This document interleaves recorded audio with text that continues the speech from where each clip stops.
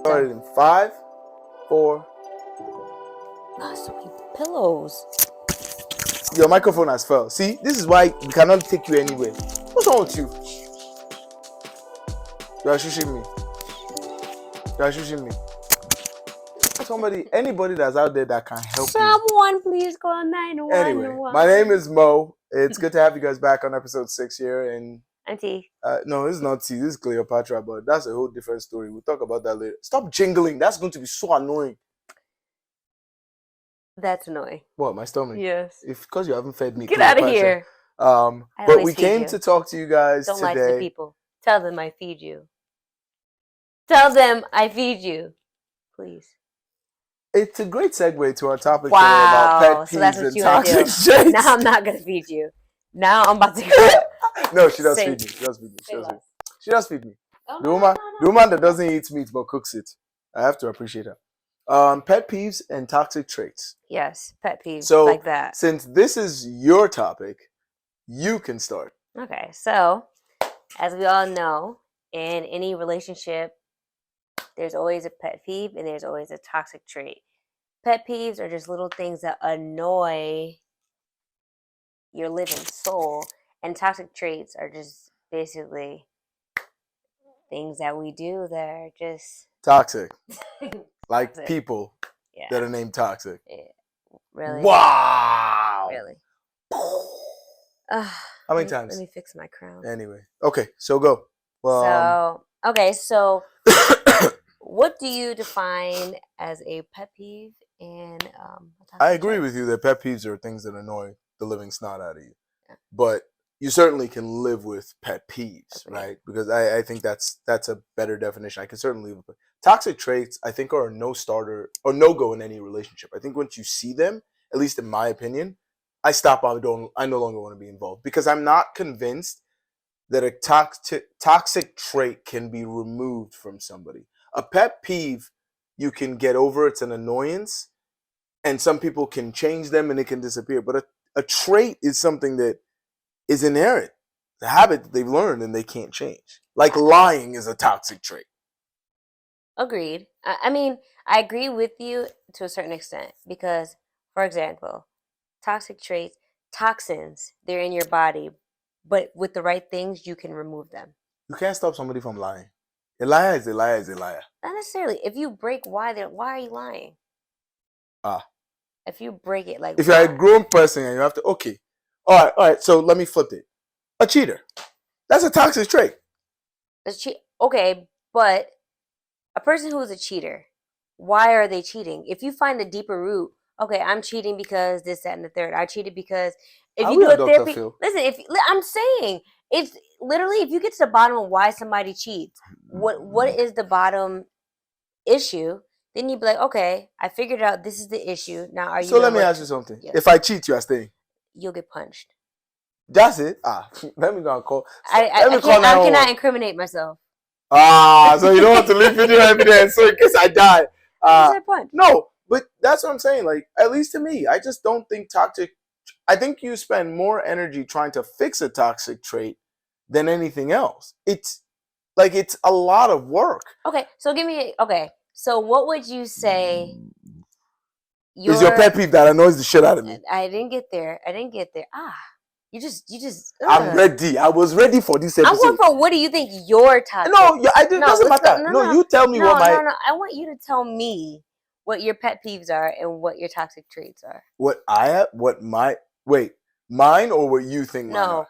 What you. Okay, so my toxic trait is one of the biggest one is I can never stop doing for everybody else, and I always forget to do for me. Whether that involves doing for family, doing for friends, doing for coworkers, doing for everybody else, doing for my wife, my kids, I will never put myself first, and I will go and I will exhaust myself to the point where when I need to do for myself or a little bit for my family, there's not much left, or I find I'm so gassed out that I'm so tired from doing it. That's probably one of my biggest toxic trait is and it sounds good, but it's a negativity in that if I drain myself having everybody, I think actually the better way to say it is my toxic trait is I'm not good at saying no to people. Yeah.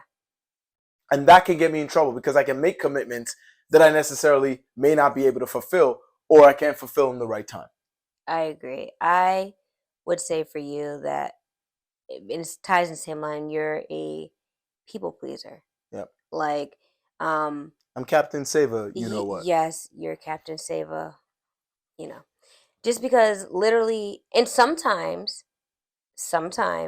I feel like because now that we are one to please other people, sometimes you'll feel like, okay, well, Sacrifice my if I wife. let me Yeah. sacrifice my Yeah. wife 100%. and please this person because I know at the end of the day, like this is my wife and whatever, and I can always make it up to her, but I don't want to disappoint this person. I agree with Toxic you. trait. It's a terrible trait. And what I'm trying to work on is how it doesn't affect you and the family. I'll give you a perfect example. There's a class that I teach. I happen to start this class on my wife's birthday. No go. Makes no sense whatsoever. Granted, her birthday was on a weekday. It didn't matter. And I had stuff planned for the weekend. The fact is, I took for granted that it was her birthday and I did it. I paid for it, 100%. But it's a lesson learned now because that same class, I'm not starting the class on the birthday. I took that day off specifically, right? Because now, when you find out what the class is and what I'm doing, it's not a personal class. It's a class to help other people get closer to God and things like that. My wife understood that, but God also said, your spouse, where you're supposed to put them. And because people don't. I mean, it's like a snippet, so it just kind of seems like, oh, so you put your wife before God. No, It's not. That's nothing not what we're like saying. that. That's not what we're saying. But there could have been avenues where I utilized the backup that existed in the class to be able to give myself a break because I had been going for so long. So it's not about putting my wife before God. That's definitely not what it is. Some of my pet peeves that I don't know how to answer that necessarily. Is it so maybe things that annoy me, I guess? Or things that, yeah, maybe that's for somebody else to answer. Yeah, I think it's better to have you answer. Okay, then what are my pet peeves for you? You hate when I leave the toilet seat up. No. Oh. No, I'm saying what are your pet peeves? This is your your favorite episode. Part. Are you ready? Number one. So now you don't have to sit up. I don't. No. First of all, I don't like how your whole stance. Auntie, come. Let me start. Number one, as in one. When you start something and you cannot complete it, it is the detriment of my life. Hey, Jesus is Lord. When you start something and you cannot complete, and here's the worst part: you start 50,000 things, and then you get mad at yourself for not completing. That's number one. Number two, which is no longer a pet peeve because you've done a great job of it, was when you used to leave hair in places after you've done your hair. That joint killed me. It killed me. It hurts my soul. It hurts me. That was number two. Number three. Okay, we're only giving you three. I'll stop at number three. Number three. When you have stuff everywhere, it drives me crazy. It drives me crazy. I want to pull my hair out, and there are points where rather than getting angry, I just clean the stuff because it drives me insane. So, with that being said, I'm not an unclean person. No, that's not what we're saying. I just wanted to make it. It's just like, for example, it's just that we have a big house and you like to get things from Facebook free rental or whatever it is. First of all, okay. I'm not an unclean person, but my husband is way more organized than I. The way that I think, I need to take everything out, I need to look at it, I need to see it, and then I can put it away. My husband, he knows, okay, this is how I want it, this is how blah, blah, blah. He doesn't have to see it, and so that's what makes it difficult. Correct or not correct? Very, very true. So, for example, if we're packing, I need to take out all my clothes, put them on the floor, look at it, have my shoes match the outfit, make sure that I see each outfit before I put it in the bag. My husband does not have to do that because he's like in his head, he already has it, he puts it there. Well, for me, because I have everything everywhere, he has panic attacks. Panic attacks, literally. Sorry. Okay. So, what are your toxic traits? So I would say my toxic traits. You just pick one. Me? Toxic. You had to make it seem like I got a bunch of them. No, because I No, I'm only just kidding, I'm spoke just kidding. one. That's why. I would say my biggest toxic trait would be me shutting down. I've been through a lot of different situations where if I feel like I'm not being heard or anything, I instead of sticking up for myself at times, I'll just shut down. And it's a toxic trait for me because I'll get angry, but I just would be like, you know what, whatever. I don't even care anymore. Like I just don't even care. I won't even address it. But now that I'm in a healthy marriage and a healthy relationship, it's one of those things where I have to step back and then I'm like, listen, I'm upset. I do want to shut down for a second. But when I'm done gathering my thoughts, gathering everything that I want to say to you, then I can come back to you. Do you agree? I 100% agree. And I have to give you credit on that because I've watched in the years that we've been together and the times that we've been married at that time we've been together, you've actually done a really good job in focusing your energy in not doing that. Yeah. Right? I think it's one thing to know a toxic trait. It's another thing to try to address it, right, to minimize it. Right. I can't remember the last time you fully shut down. Right. Right? Because it's always a situation where it's weird. I've never been in a relationship where I could be angry, but I feel bad for being angry because I don't want to hurt your feelings. Like it's weird. I've never been in that situation, so it's like if I am, because you love me. Anyway, continue. Yeah, I do. But I mean, I don't know. What would you say? What would you think my toxic trait is? No, I think that's probably the major one. Yeah. I can't. I mean, I think others are minimal, like being selflessness, kind of like what I consider my toxic trait. You have a little bit of that, but that piece I think is probably the biggest because it stalls what we talked about in episode 5, which was communication. Right. It stalls if communication. you can't figure out what's wrong with me or you can't understand why, then it's just like you don't go anywhere. Yeah. So that is a toxic trait. So your pet peeves for me. Oh my Oh yeah, God. you only allowed 3. 1, 2, 3. Uno, dos, tres. Un, deux, trois. Okay. I can't even say which order because there's so many. You are a goat. You are a goat. So one of my pet peeves for you would definitely be the fact that you have your hands in so many things that it is so annoying. It is so annoying. Like literally, he'll be like, oh, I'm so tired.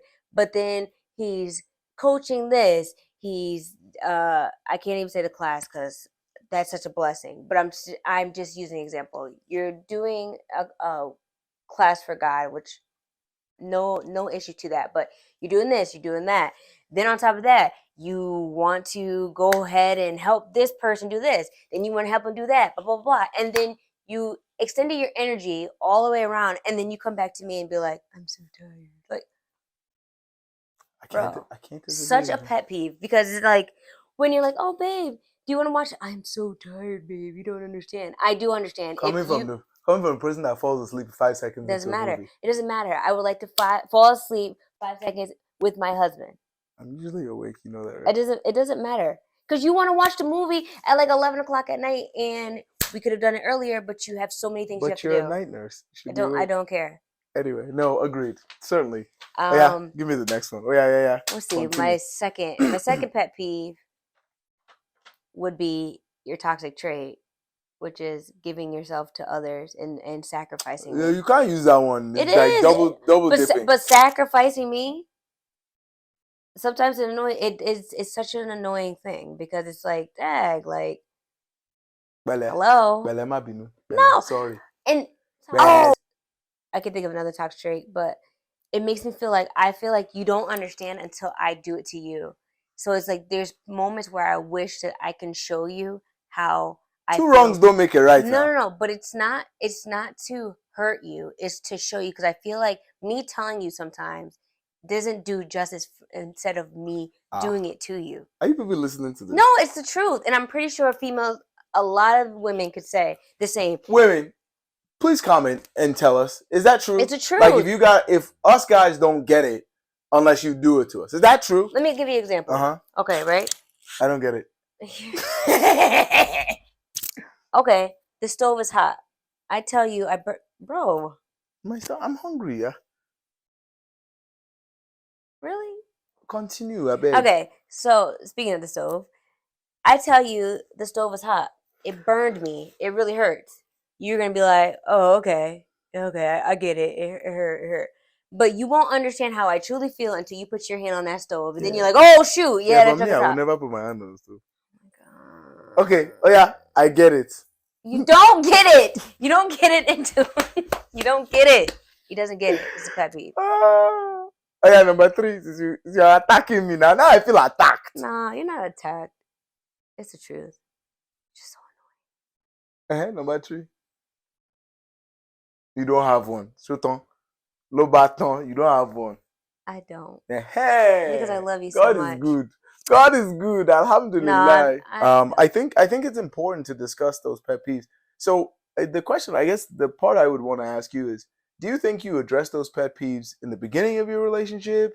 Because I mean, I have my thoughts around it, but what are your thoughts around how to address pet peeves and toxic traits? So I feel like you can't. Sometimes people don't know what their toxic traits are, or they don't know what their pet peeves are. So I feel like in a relationship, it's more of those things where if I see something I don't like, hey, babe, I really don't like it when you do this. For example, I really don't like it when you chew with your mouth open. Okay, now you're aware, hey, I chew with my mouth open. So now it's like, okay, now I have to be mindful of that. But it's like from there going forward, it's up to you to say, hey, listen, I might make a mistake. I've been used to doing this, but I will try. And if the person's making an effort, then that's different. But it's also how you address it too. Like I can't attack you. Well, with everything, it's always how you say it, right? So the question is, when is a pet peeve or a toxic trait enough to leave a relationship? When you don't see the effort. If I'm telling you I don't like something, and you continue to do it, or if it's mentally, emotionally, or physically tearing you down. So let's do 2 things: relationship, marriage. Is there ever a time where a toxic trait or a pet peeve is enough to leave a marriage? Yeah. Interesting. What do you think? I think so. What do you think? I agree. I just don't think, if something's never going to change and it's causing a rift in your relationship, or in this case again, affecting the communication, right? I think it's certainly time to leave. Yeah. But so how do you deal with my toxic traits then and my pet peeves? I feel like, strangling you at night it's very helpful and therapeutic. Remember that period where you used to hit me in my sleep? Yeah. No, that was bad dreams. I shouldn't watch The Bride of Chucky or anything. Okay. No, I'm just kidding. Please tell them I'm not abusive to you. It's not really. Continue. I'm not abusive. That's what an abusive person says. Seriously, how do you deal with it? Like I said, there's the positives or the pros outweigh the cons in our relationship, and I feel as though when I address how I feel, you take into consideration and you do work at it. So it's like the toxic trait doesn't go away the entire time, but you are aware of how I feel when you do engage in it. Yeah. So it's like it gets less and less. So it's like it still annoys me, but it's like I know in the back of your head, you're like, okay, I know this annoys her, but I'm working on it, and I could see the progress. And I think that's certainly something for me I've paid attention to. I'm trying to take less and less on, though I think just my lifestyle and who I am, I feel I have a greater purpose in what I'm doing, but it shouldn't be at the sacrifice of the people you love. I just think that's ultimately a road to detriment in your relationship. I think for me, how I deal with it is, look, my mother always told me that you're never gonna find somebody that's 100%. If you find somebody that's 70% or greater, right? You take the remaining 30% or whatever it is, and you accept it with love. I think I've come to the point there where my wife is, 95%, Oh, that was 97%. sweet. But it's true, right? Like everything that we've had in our relationship, I've looked at. Nothing's perfect. Nobody's perfect. I think we have our disagreements, we have where we are, but one of the things you've taught me is how to apologize properly, right, in a situation, and I think that's important. So when the pet peeves come into play and we're looking at that, I realize that, look, whatever 10 to 10 to 1% that are left, I can accept that with love. Nothing, our relationship is not perfect, but the pet peeves and the toxic traits are not enough for me to go, hey, I'm out of here, because they're not detrimental to our well-being, and they're not reducing our communication or affecting it. Makes sense. Makes sense. That's our episode 6. It Let us know is. what you think. Pet peeves and toxic traits that you guys have. Have you left relationships because of pet peeves and toxic traits? It'd be nice to hear from you guys. Let us know what you think. We appreciate you guys tuning in as always. We are getting through these episodes. I think we've got probably about 3 more before we now start introducing people. We've talked about potentially bringing a financial planner in, as well as a divorce attorney to address that topic, and then a couple of couples that we want to bring into the show. But we appreciate you guys tuning in. Please like, subscribe, share, push the little alert notifications to know when our videos come on, and we will see you guys next time on Marriage Exposed. Peace.